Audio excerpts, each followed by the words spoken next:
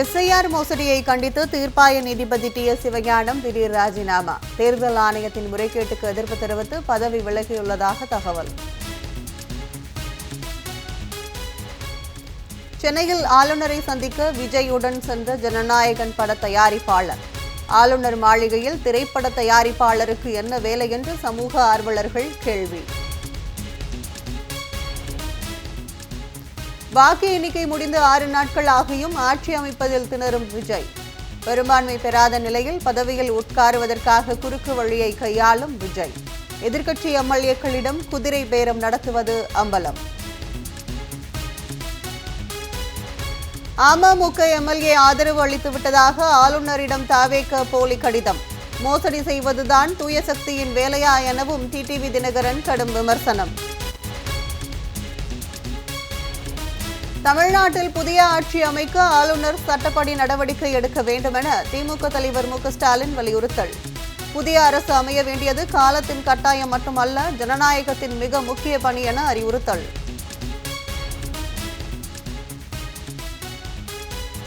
கேரளத்தில் முதலமைச்சரை தேர்வு செய்ய முடியாமல் காங்கிரசுக்குள் இழுபறி நீடிப்பு.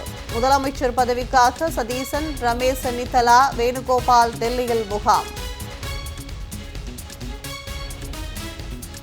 முன்னெச்சரிக்கை நடவடிக்கையாக சென்னை மெரினா கடற்கரை நுழைவாயில்கள் மூடல். 2வது நாளாக நுழைவாயில்கள் மூடப்பட்டுள்ளதால் சுற்றுலா பயணிகள் ஏமாற்றம்.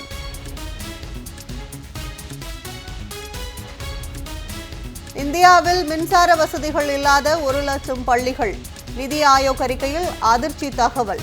வட மாநிலங்களில் 61,540 பள்ளிகளில் கழிப்பறைகளே இல்லை என்பதும் அம்பலம்.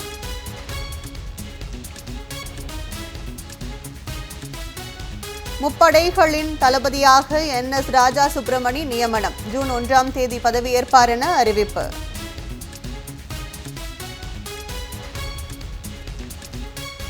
சென்னை மற்றும் புறநகர் பகுதிகளில் பரவலாக மழை.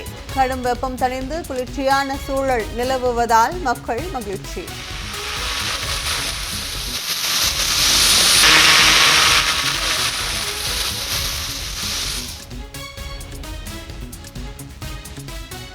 கோவையில் சூறாவளி காற்றுடன் வெளுத்து வாங்கிய கனமழை. சாலைகளில் பெருக்கெடுத்து ஓடிய வெள்ளம்.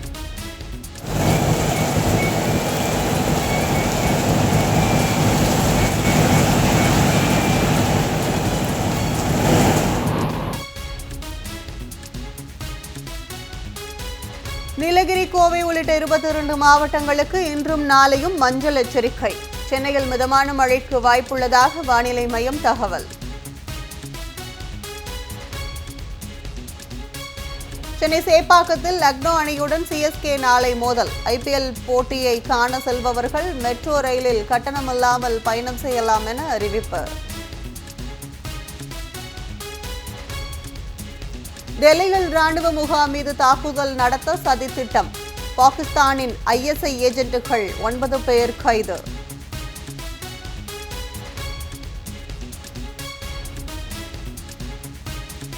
இங்கிலாந்து உள்ளாட்சி தேர்தலில் பிரதமர் கெய்ர் கட்சி படுதோல்வி. வலதுசாரி கட்சிகள் அதிக இடங்களில் வெற்றி.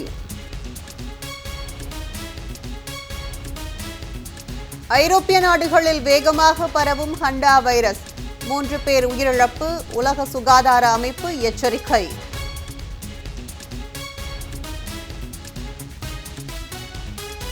இத்தாலி ஓபன் டென்னிஸ் போட்டித் தொடர். ஆடவர் ஒற்றையர் 2வது சுற்றில் ஜெர்மனி வீரர் ஸ்வெரேவ் வெற்றி.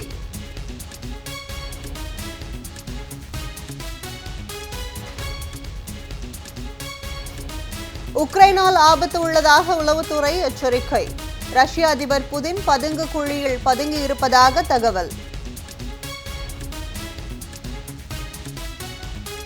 விறுவிறுப்பான கட்டத்தை எட்டியுள்ள IPL கிரிக்கெட் தொடர். ராஜஸ்தான் ராயல்ஸ் மற்றும் குஜராத் டைட்டன்ஸ் அணிகள் பல பரீட்சை.